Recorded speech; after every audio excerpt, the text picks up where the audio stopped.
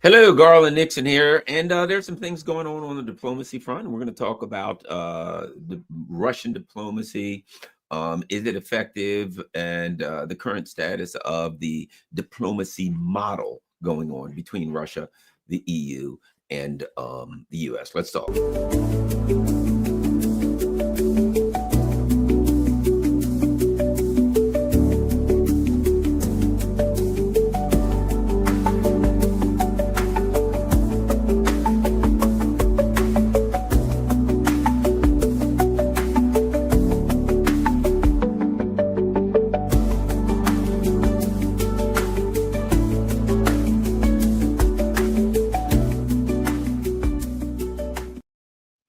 Hello, one and all. I see someone's in the chat already mentioning Vietnam. Maybe they heard my comparison of the Zanzor corridor of whatever it is, of building bases there to the French in Dien Bien Phu.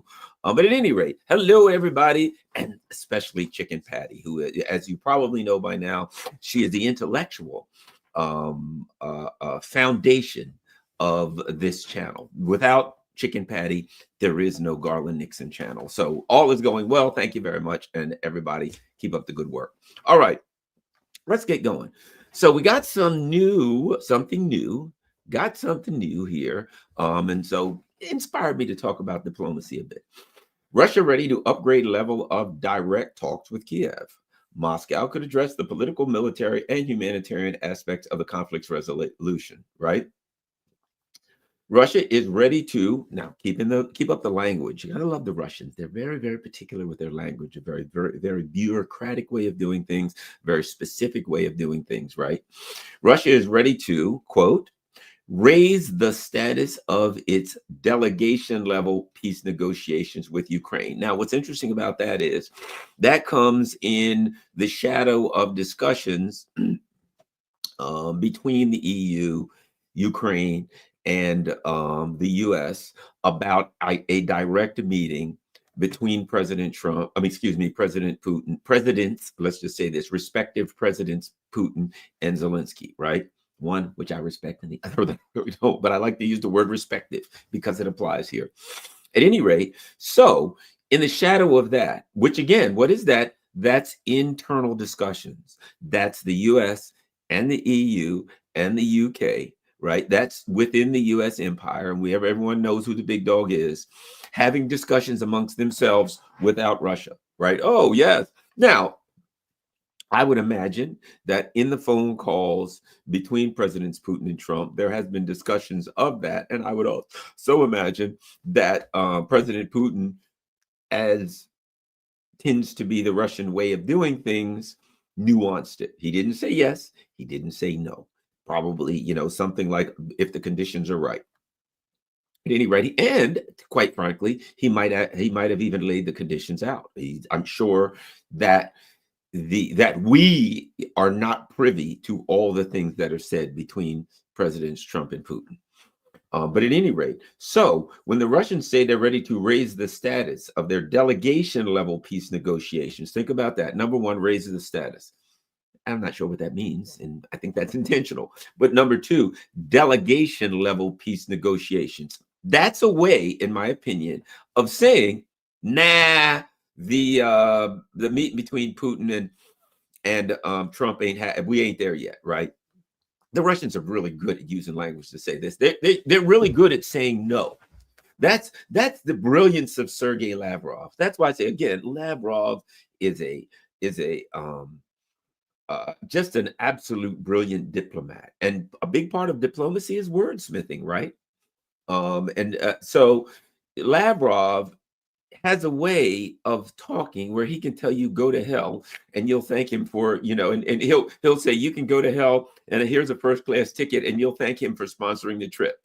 This guy is brilliant in his wordsmithing. So in a nutshell, if we sum this up, the West, the Trump and the Trump and the Schmoes, that would be a great name for a band, right? Like Hootie and the Blowsmith. There was one of my favorites back in the day. It was local, played in this area, and it was called Johnny Sportcoat and the Casuals, right? Trump and all of the clown show from the EU, we could call them Trump and the Schmoes, right? So anyway, Trump and the Schmoes all said basically, well, yes, a meeting between Zelensky and Putin. And, to some point, to some level, what that does is that elevates the status of Zelensky. The Russians have said, look, the guy's not a real president. I mean, his mandate ran out. If you look at it, he's always talking about the Constitution when it's convenient for Zelensky. He says, I can't do that because of the Constitution, or the Constitution says that. But the Constitution says he ain't president because his term ran out. There are no legal means, no constitutional means in Ukraine for him to remain president. He's arguing that I can't have an election. Yet, the United States had an election during World War II, didn't it? The United States had an election during the Civil War, 1864. In fact, prior to the election, do you remember that was the whole thing where they wanted the one general to run, and he says, if nominated, I will not run, or something, and if elected, I will not serve. That was because for the 1964 election. We're in a civil war, for God's sake. In fact, just having studied the Civil War, I can tell you this. One of the things a lot of people don't know was Lincoln. They were talking about trying to figure out who to run because everybody just knew that Lincoln was going to lose. Nope, they didn't think he had a chance because the South, the North was losing lots of battles. They were losing a lot of troops. The people in the North were angry and upset. They wanted the war over. There was, in Toronto, there were delegations from the North and the South who were in Toronto, who were negotiating. And Lincoln was actually concerned that if he lost, that they would negotiate and let the country split up. And Lincoln didn't want the country to split up. And he actually said, if I lose, just a tidbit, but it's important in the context of what we're saying. Lincoln said, if I lose in November, back then, you take office January 20th. Back then, you didn't take office till March. Lincoln said, if I lose, I'm going to take all my soldiers and take all my army and march on Richmond and end that thing now. I know it's going to be a bloody mess, but I'm not letting this country split in half. We're going to go take Richmond, and then whoever is the president will be the president of the whole United States. Isn't that an interesting fact? What point is that? That means that the president is in power until he loses an election, even during a war. I mean, we went through all kinds of things, civil rights, Martin Luther King and JFK, and people getting killed, cities being burned, all kinds of things we've been through. But there was always an election. So the reality is, this is just some rhetoric that's used by Zelensky, as Alex Christoforous likes to call him, Zelensky, to stay in power, nothing more, and everybody knows it. So the Russians are saying, we ain't buying that. And the Russians are also saying, look, we signed a deal with this clam, with the snowman, as I like to call him. There was a rapper, was it 2 Chainz? I think a rapper used to call himself the Snowman. And the reason he called himself the Snowman apparently was before he became a rapper, he was a cocaine dealer. So let's call Zelensky the Snowman, right?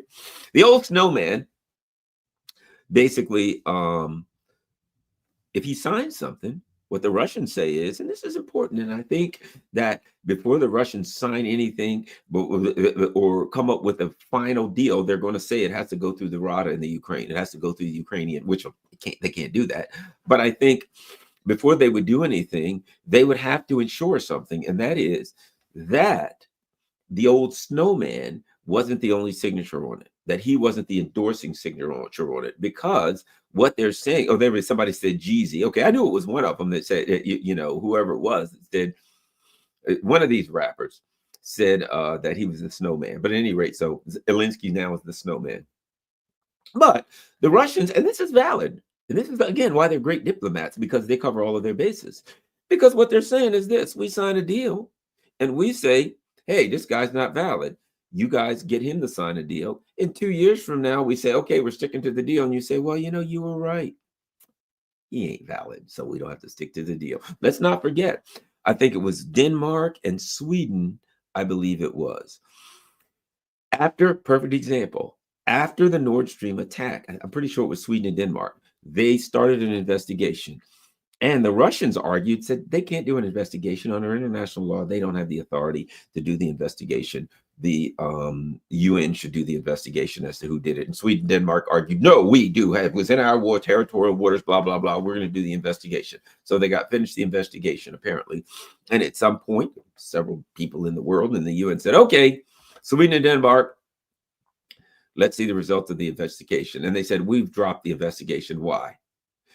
Because under international law, we don't have authority to do it. You see what I'm saying? So you, when it's convenient, use that self-serving racket. You say, hey, Zelensky's the snowman's the president. He signs it. And then when you're ready to back out, you say, hey, snowman wasn't really the president. You know, we've decided to acquiesce to what you said. You're right. So the bottom line is the Russians ain't buying that crap. Not that Zelensky could sign it anyway, right? Okay. So what the Russians are saying now is we're willing to up the what do they say it? The status of its delegation level peace negotiations. Well, all they're saying is this, really. You know what? We've been sending people at a particular level.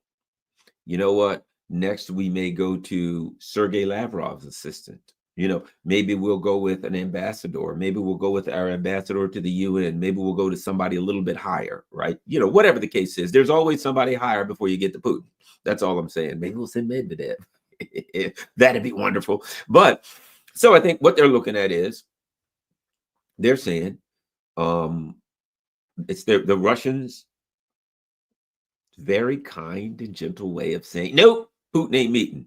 Hey, let's all get together. Putin, Zelensky, yeah. Putin, Zelensky, yeah. Putin, Zelensky, yeah. Everybody agree? Putin, Zelensky. Russians, what do you think? We're willing to upgrade the delegation level status. You know, I love that word, Smithy. Delegation level status. They didn't say no, but they did say no. Delegation level status could mean Putin, but it doesn't have to. But we all know as sure as hell that it does not mean Vladimir Putin. So that's where we is. That's where he is, guys. That's where he is. Next. Here's more. And this is important. Then this is Lavrov. This is their diplomacy. And I love this. It has to do with what I was talking about yesterday, about the narrative and whether or not Russia has agency. Remember, at the very beginning, when Russia said, here's a list of our demands, the leader of NATO, the puppet leader of NATO said, the Russians don't get a say, and the U.S. said that's not. Blinken people said that's not a starting point, right? Recently, we've seen the EU saying the Russians must do this, this, this, and that.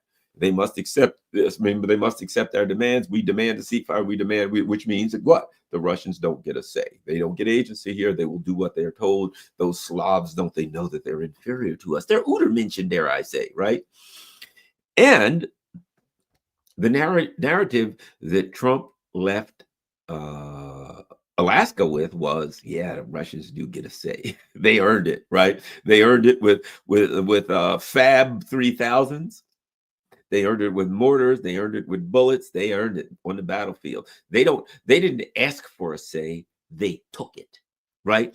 Hey, man, and I got to say, they looked at it and said, you know, hey, we're men, they're men. We said you can't do it. They said, okay. Let's see how this works out. Well, we see how it works out. They get a say. Face it, Europe. Come on, Macron, Starmer, those guys are going to tell the Russians what to do. I don't think so. Anyway, let's look at what he said. So the narrative is now clear. Now think about this. There's three superpowers. Nobody else walks on the same turf as these people. There's the U.S., there's Russia, and there's China. The rest of these schmutzes, the schmoes, they ain't in the, as Andrei Martyanov says, they ain't in the same dimension as Russia, China, and the U.S. You can look at the U.S. for all of its imperial machinations and say, oh, that's terrible, which I say it is, but it's still a superpower. It's a world power. China, look at the money they got. Russia, everybody needs their stuff, and they got one hell of a cachet of military technology. No, you don't want to screw with the Russians. They'll kick you in the ass.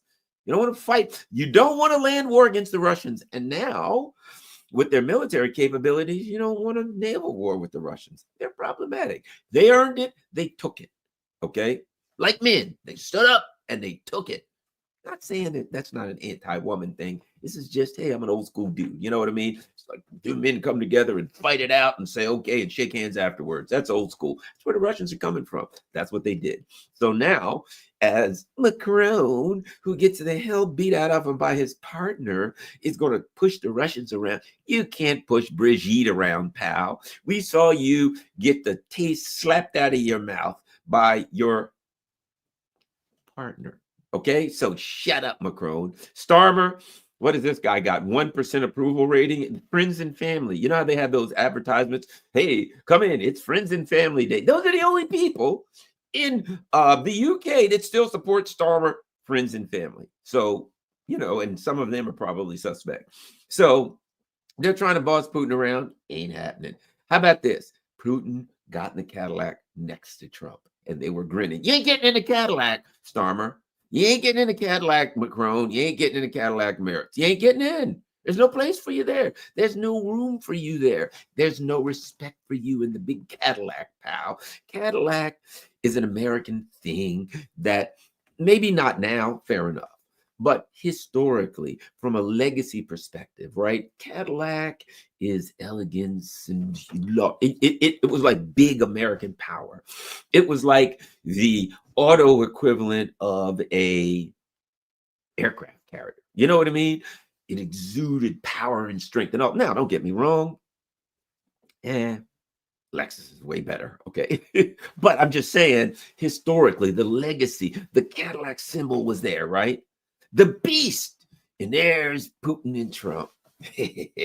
They're smiling, they're looking around, they're skinning and grinning, and they're like, yeah, Macron, Starmer, Merritz, they ain't getting in the Cadillac. They're walking behind the Cadillac. You know what they're like when the bride walks and there's a bunch of women, you know, carrying the little trail thing behind her? That's these putzes, the schmoes, how we call them. So if you ain't riding in the Cadillac, you know who could ride in the Cadillac? G. He's earned it. Look at it. Look at it. Trump's like, yeah, you got a big economy. You got missiles all over the place. Unbelievable amounts of stuff you can build. There's room for you in a Cadillac. There's room for 3 people in a Cadillac. 3. That's it. And you know who they are. So here's my point. The idea, you know what's hilarious about this? Actually, this is the great irony about it. This is the great diplomatic irony here. The position of the schmoes is, Russia, you don't get a say in this. The truth of it is, the people that can ride in the big Cadillac get a say. Xi, before it's all over with, the Chinese will be negotiating. Maybe have troops on the ground. Putin gets to ride in the Cadillac. Putin gets to talk. Putin gets a say in what happens because he has beat the living crap out of anybody who says he earned it. He was like, hey, I want to say, no, you don't. All right, I'll tell you what. Let's walk out back, all of us together. Putin basically said, look, Trump, Macron, Starmer, Schultz, all of you guys, we'll walk outside. Like men, we'll settle this. The Thunderdome, right? 2 men enter, 1 man leave. We'll go out here. We'll fight it out. Whoever comes back in the bar, he may be bloody and battered, but if he comes back in this bar, he's got to say. He went out. He grabbed the little bastards by the neck of their spindly little necks. Bip, bap, bap, bip, bap. Casting them aside. Putin walks back in the bar. Now we know who gets a say. The guy that walks, they're laying in a pile out back with their asses kicked. You don't get a say. You've been beaten, degraded, and humiliated. You don't get a say. You don't get a say in this thing. Okay? So now it's been firm. What happened in Alaska diplomatically is it was absolutely determined once and for all who gets a say here. If you wasn't in Alaska, he ain't part of the conversation. Russia has reiterated that any security guarantees for Ukraine must be negotiated on an equal basis. Listen to this. What I just say. With the participation of major powers, including China, The United States. Now they go on to say United Kingdom and France and blah, blah, blah, right? But the first two things they say, on an equal basis with the participation of major powers, including, you know what he said? The first two things, hey, we'll talk. Got to be equal basis with China, the US. Let's start there. Then he goes on to say the United Kingdom and France. Fair enough. We'll let them in the door. We'll let the schmoes in the door. I'll put it like this. They ain't going to get a say in it. The only reason he's allowing the UK and France is because they're in Europe. And this is going to be about European security guarantees. But they're allowed in only because they're in Europe. And they ain't going to get a say. They're just going to be allowed to sit there, to keep their mouths shut, and to do what they're told. They may be able to serve drinks. You know what? I think Starmer and Macron can serve drinks. They can do that. They can make drinks, and they can go fetch a napkin if somebody needs to blow his nose or something like that. That's the best they can do. They get to say here. Russia's making it clear. All this talk about troops and security guarantees, we'll put missiles in there, we'll rebuild the Ukrainian army. What did the Russians say? Must be negotiated. Any security guarantees. So what Russia's saying is this. We get veto power here. So on our border, we get veto power, equal basis.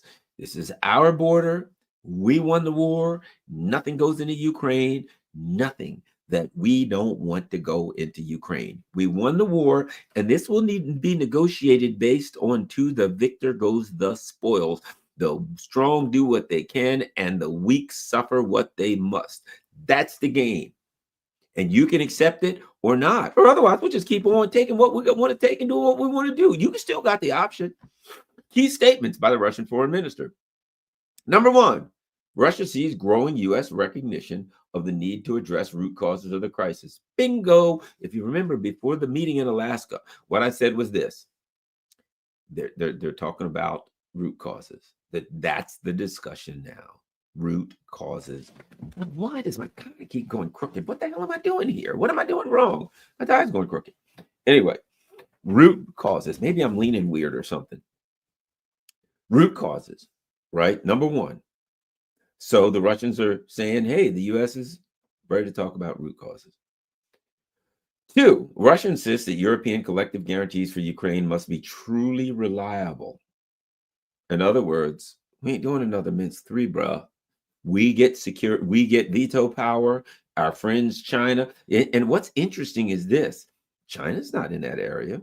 China's not there. But let me say this, two things. Number one, when you said, well, we're going to tariff China and we're going to go after China for helping Russia, you brought China in it. You brought China in it, not the Russians. The Russians said, this is our border. This is our thing. You said, oh, yeah, well, we'll go after China. Okay. You going to bring China in it? China's in it. Fine. Now, you notice every time the Russians would talk with the U.S., talk with Trump or whatever, you'd see what happened afterwards. The Russian would announce.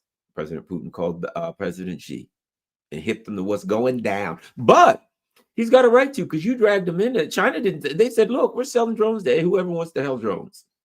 Ukraine's using just as damn many drones as they are in Chinese drones. But we sell drones. People use drones. This is blah, blah. We got 80% of the drone trade in the world, so we sell drones. Is what it is. Oh, well, you're going to have to stop doing this. We're going to go after you. We're going to tariff. Oh, so you going to drag us into it? Fine. If you dragged us in it, we're either in it or we ain't. So now you drag China in it. So what I think Russia is actually saying is, since we win, we get to choose whose troops go in there. And if China's willing to send troops, we send troops. Now, it will have the added benefit, if you think about this, the U.S. is, we were going to go after China. We're going to attack China. And Europe, we're going to attack China. Well, you know what? China will have bases in Europe and troops in Europe. I would suspect North Korea. So now, if you're going to go to war with Russia and China, China and North Korea will have bases on the European continent, and they'll have troops on the European continent, and they'll get an opportunity to work regularly with the Russians, constantly with the Russians, and they'll have reasons and excuse to bring ships in and out and subs in and out. So you know what? You set up what you wanted in Ukraine was a military base for the West. right? You wanted a NATO military base where NATO could bring in troops and missiles and ships and subs and everything to the Black Sea. And now you're going to get the opposite. You're going to get Russia, China, and North Korea will have that, right? Now, this is providing that there's a deal. I'm still highly suspect as to whether they could ultimately be a deal, but we're arguing for the sake of an intellectual exercise rather than the fact that I somehow believe that the U.S. empire is going to suddenly backtrack. Now, they may be forced to simply because they're getting their ass kicked and they don't want to take the L. They want to pass the L over to Europe or do whatever they can to duck this big L, right? Next. Focus should remain on developments from the 2022 Istanbul negotiations on Ukraine's security. So what they're saying is this is going to be an Istanbul plus. We had an agreement, but we told you should have took that agreement. We tried to told, as they say, we tried to told you, buddy, that you should have took that agreement. But we also keep our word, because what did we say? It ain't going to get better. We said, if you do not take this agreement, you don't take the agreement, the next one is going to be worse. And we keep our word. So they're saying collective, the focus should remain on developments from the Istanbul negotiations 2022, from Istanbul plus, not we're going to go back and hand you Istanbul plus. Well, things have changed since then, my friends. So we're going to go back and take the Istanbul agreement that you turn. We offered that to you. You only get one offer. Hey, will you take this? No. You don't take it. Next time it's going to be a little tougher. We don't want it. Okay, I'll tell you what. We'll talk to you later, sooner or later.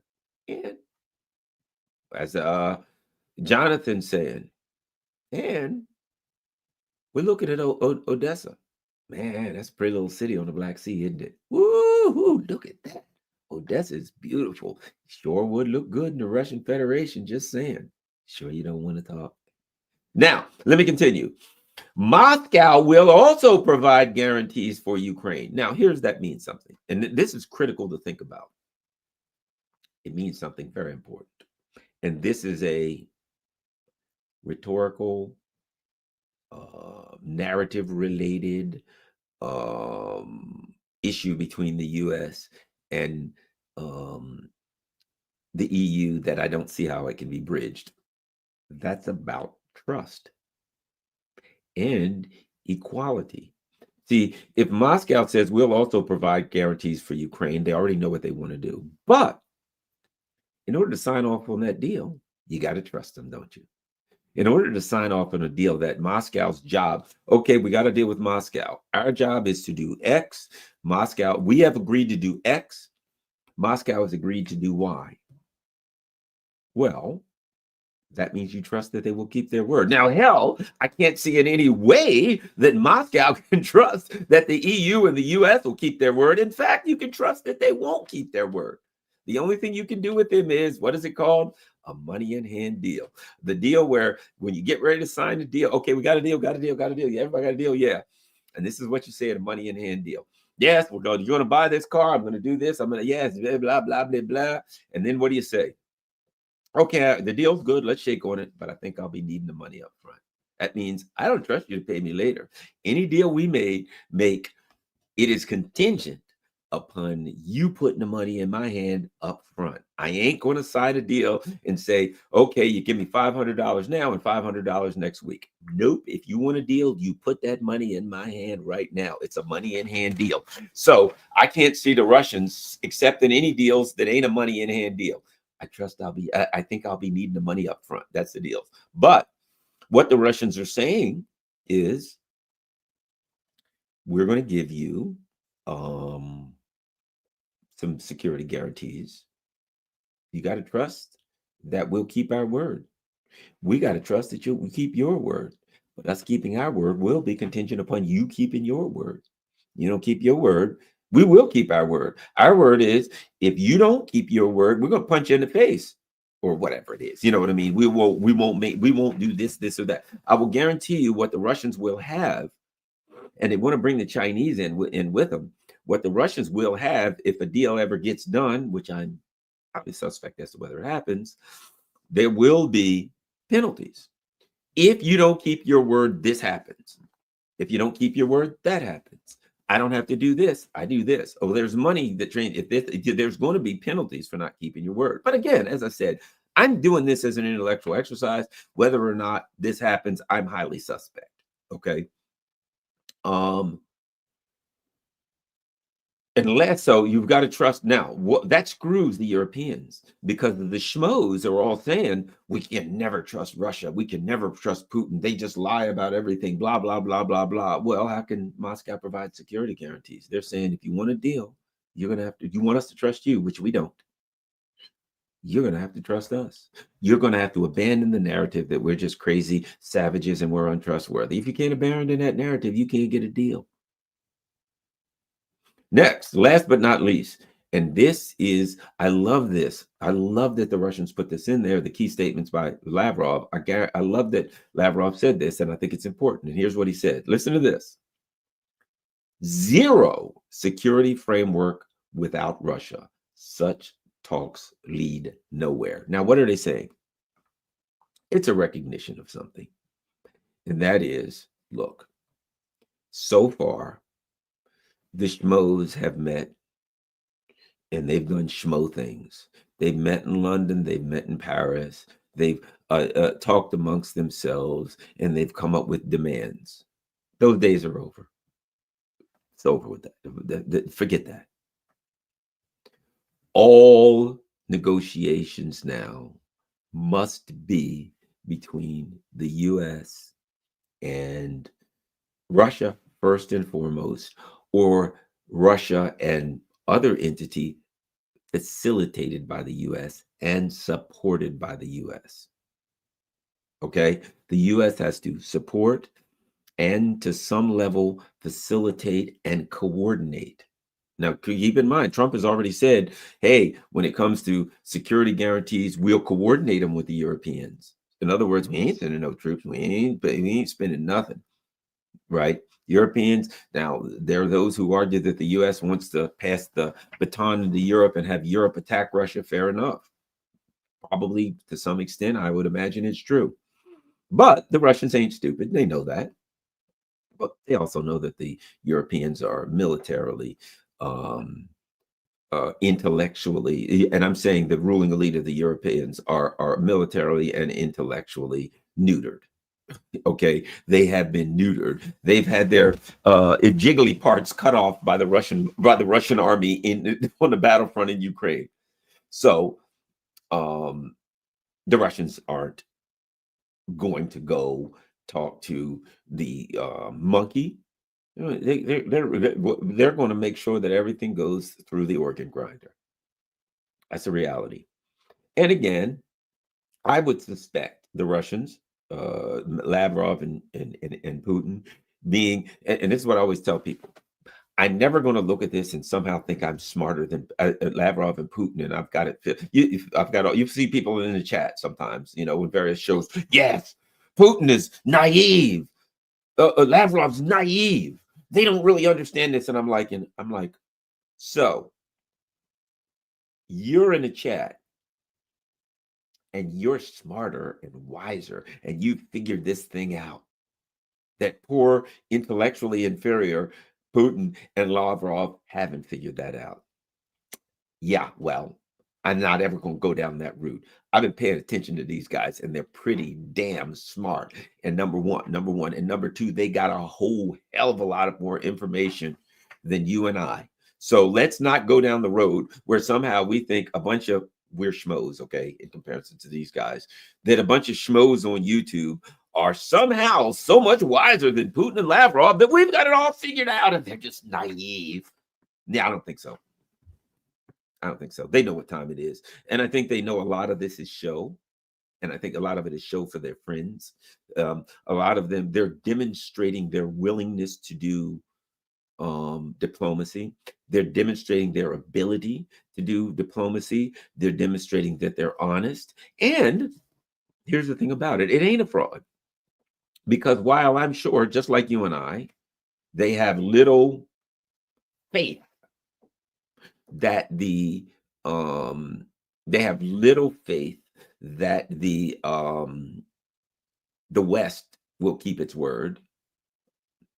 If they got the deal they wanted, they really would take it. So it ain't a fraud.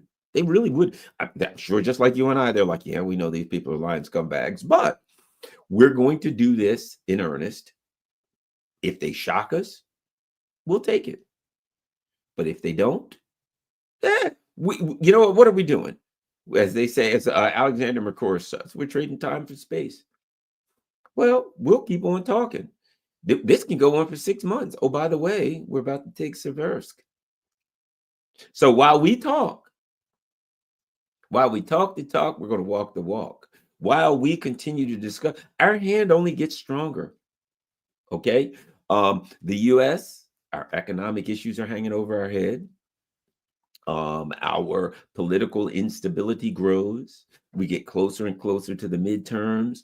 The whole Israel Palestine genocide situation is making us look bad worldwide, and it's terrible. We got problems. Trump is out here threatening Venezuela, for God's sake. We got problems. And so the Russia grows stronger, China grows stronger. As we let's face it, the old Oreshnik is in serial production, so you got Oreshniks coming off the rolling off just in case they may be needed, right? So Russia grows stronger. Russia's military power grows stronger. Russia's economic power grows stronger. Russia's diplomatic foundation grows, and this helps to grow Russia's diplomatic foundation because the world looks at it, and all of their allies look at it and say, "Hey, they're doing everything they can," and they look at the schmoes and they're like, dude, you guys are losing the war. You're unrealistic. And by the way, next election, you can get your ass kicked unless you just plain out and out steal it, in which case your whole country's going to go up in smoke. The people are going to go bananas. So time is on Russia's side. As the, who was it? The Stones? Time is on my side. The Russians can continue. The bottom line, if you're winning a war, just continue to negotiate. You know, something that's interesting too, and that is, let me throw this in there. The discussion, so one thing that hasn't been talked about a lot is the discussion of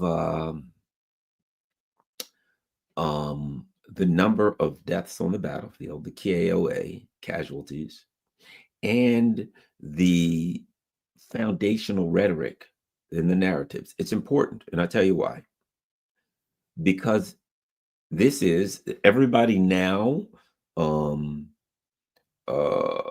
all sides basically now admit this is an attritional warfare. Now they don't. The Russians say what attritional for. A lot of us know what attritional warfare is, but the schmoes use that. The imperialists use attritional warfare, and then they just pretend to make it whatever it is. Right? Yes, it's attritional warfare, but the Russians are trying to take ground.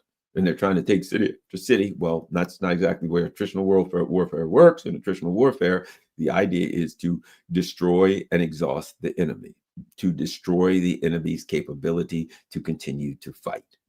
If, as they say, if you have to take ground, that's a necessary evil. You do it. But your idea is, quite frankly, to destroy as many of the enemy's soldiers and military hardware and any capacity that they have to fight, to destroy it. Why is that important when it comes to casualty figures? I think it's probably the lights are starting to light up right now.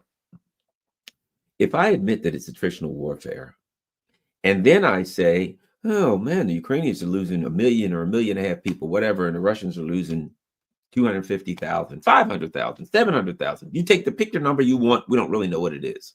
Could be 100,000, could be 750,000. I'll put it to you like this.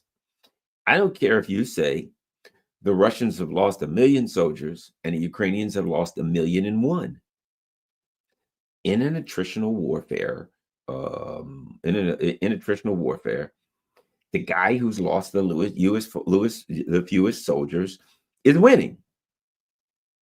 If you got to look at a war and say there's an ongoing war, and I have to try to find some kind of a standards but through which I can evaluate who's winning and who's losing. In attritional warfare, clearly the standards, since attritional warfare is to destroy the capacity of the enemy to fight, the question has to be who's having greatest success destroying the capacity of the enemy to fight. Now, in fact, let me bring up, here's another article. Well, I don't see it now, but there was an article that said that Russian hackers, uh, here we go. Here's an article. I'm reading it. I don't know if it's true, whatever, but this is the article. The KillNet group hacked the Ukrainian General Staff's database containing information on 1.7 million killed and missing Ukrainians. We can confirm, of course, a KillNet representative told Sputnik when asked if they indeed have such proof. The hackers also shared a number of photos of deceased Ukrainian soldiers, their passports, military IDs, death certificates, and tags. Yeah, okay, there's lots of numbers. So, bottom line is this: the I would imagine this so-called KillNet Russian hackers group, if it exists, is the Russian, cyber warfare team, no doubt. Now, this could be true. Could be Russian propaganda. That's a lot. And particularly the fact that it's coming out right now. However, it wouldn't surprise me if it were true. But keep in mind something. Doesn't that also go support my argument? The Russians are coming out saying they lost 1.7 million. What are they saying? We're winning. That's their way of saying we're winning. In an attritional warfare, how do you say who's winning? Who's winning? Who's destroyed the most tanks, the most armored personnel carriers, the most aircrafts, the most people, all capacity to win. And the most obvious is the number of troops.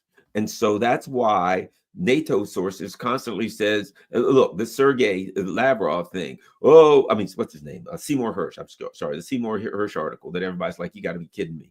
Yes, somebody from the CIA shared information that the Ukrainians had lost 11 soldiers. I'm being facetious here, and that the Russians had lost 151 million, even though there's only 150 million people in their country. They've lost 151 million soldiers. And I think some Ukrainian guy twisted his ankle chasing a Russian. That's the only casualty they've had. They haven't even lost a soldier, right? What are they really saying? The Ukrainians are winning. They're winning because it's attritional warfare and they haven't lost as many as the Russians. So I don't think that's true.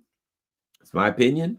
But it is what it is. And I think that as you see that discussion about the number of soldiers lost, what you're seeing is an attempt to say the Ukrainians are winning. And every time somebody says the Ukrainians are winning, and I say, well, then they shouldn't even bother to negotiate. They're winning, go on. Every time some article comes out in the Telegraph or something, it says the Ukrainians are winning, I say, well, then don't worry about it. Just when the Russians call and say we want to negotiate, say, no, we don't need to negotiate. We're winning the war. That's all you got to do. There's no need for us to negotiate. We're winning the war. Keep going. And the Russians will say, well, we're behind, but we're going to keep the plucky little Russian Red Army is going to keep fighting. So I think my point is that, let me look and see if we got anything new. Yeah, there we go. Russia demands equal role in Ukraine security guarantees. That's all it is. That's an article right there. All it is. Russians are saying the days when you could dominate us, the days when you could force an agreement or anything else upon us, them days is gone. And we earned it, and you got to deal with it. And the Americans are like, guys, at least the Trump people, we don't like it. We want to take Russia out. We ain't giving up trying to take Russia out. We're going to keep it. But this ain't working. Sorry, we need a different plan. This one ain't working out. That's all it is. That is them saying, this ain't working. We got to try another game. That's all it is. And the Russians are like, we understand the game. The Chinese too. We understand the game. Let's see. Anything else? Let's check tasks. Let's you and I. Russia continues to supply oil and fuel in India. This is interesting. Moscow can see only unethical efforts by Brussels to push Washington into changing its position on resolving the Ukraine conflict. Here's something. As European leaders failed to propose any constructive initiatives at a recent White House meeting. Here's what's interesting. And I like it's something that if you ever look into hostage negotiation or negotiation period, right? Think of a table. I'm on one side of the table, you're on another side of the table, right? And if we are in an adversarial position, then our conversation will be adversarial, right? What happens if I move around to your side of the table? Rhetorically speaking, philosophically speaking, if I say, look, we both got a problem, man. You know, I'm negotiating, you got a hostage. Dude, we got a problem, you and I. This thing's going on. I want it to end. You're kind of caught in a corner. Your life's in danger. The hostages, they ain't happy. Trust me. We got to resolve this thing together. It's going to resolve sooner or later. I mean, what bad things are going to happen? How about we go with try to make something happen that ain't all that bad? You see what I'm saying? Now I'm talking. You're the hostage holder, criminal. I'm the hostage negotiator. And I'm supposed to say, give me the hostage. No, I'm shooting. Do what I want. I'll shoot three of the hostages, right? But what happens if I say, look, man, we listen to the lingo. We got a problem, man. We got a problem. And how are we going to resolve this? You know, well, you got to do this and that. And I want this and I demand this. Tell you what I'll do. Let's start here. You don't know me. I don't know you. My name's Garland. And by the way, you can just call me Garland, right? Somebody pulls a gun on somebody's threatening you. I'll come. You say, okay, well, look, I'm Garland. You would say your name. It's much harder for somebody to shoot or do something bad to somebody when they know their name. Yeah, I'm Garland. So now you're talking to the person that said, I'm Garland. Dave, right? Yeah, Dave Garland. Okay, let's just go with that from now on. You know, we're trying to do this negotiations thing, and you want some things from me. Tell you what, just so I trust you, you got X amount of you got 11 hostages, you got 2 women and 2 children. And you seem like a decent guy. Women and children, everybody knows women and children are lifeboat. Let's do this as a show of good faith. Just you release the women and children, and I'll do X, right? Let's just start there as a show of good faith, right? Hey, I'm going to show you good faith. You want to show me good faith? You seem like a good guy when it comes to women and children. They're scared and stuff. You seem like the kind of guy that would be concerned about this. See what I mean? Now we're solving, me and you, this problem together, right? What do the Russians say? Okay, they know Trump hates these friggin' schmoes. And they're like, Moscow would only see unethical efforts by Brussels. So what is it? What are they saying? You know, the Americans, Trump and Vlad here, us and the people who ride in the big Cadillac limo, right? We're trying to do this thing, man. We're trying, because when they say they see unethical efforts by Brussels, it implies that the efforts by the U.S. and Russia are ethical. So it's a rhetorical move, right? It's a rhetorical move. It is, hey, man, we're working with the U.S. to try to resolve this. And Brussels, they're acting unethical. Now, one could argue that the Russians are acting ethically. Again, I don't trust the U.S. empire. I don't trust them to keep their word. I don't trust them to do. I trust them to continue to lie as always and cheat and steal. And only deal you can get is the money they put in your hand today. The day after that, you can't trust them, right? So my point is, but I think Moscow understands that it's highly beneficial to them for a number of reasons to continue to negotiate. So what they're doing is they're saying, look, these bastards are trying to screw us up, Trump. That's the message to Trump's people. Hey, bastards are trying to screw us. We're trying to operate here, man. We're the pros. We're the big dogs. And these little chihuahuas are nipping at our heels. Can't stand that. I think it's hilarious. When asked to comment on U.S. President Donald Trump's meeting with Vladimir Zelensky and several European leaders earlier in the week, Lavrov responded, "What diplomatic steps did you see the European Union take? Before assessing such steps, we need to see them." In other words, so far, we've only witnessed aggressive efforts to raise tensions, along with rather awkward and, in fact, unethical attempts to pressure the Trump administration and the U.S. president personally to change their position.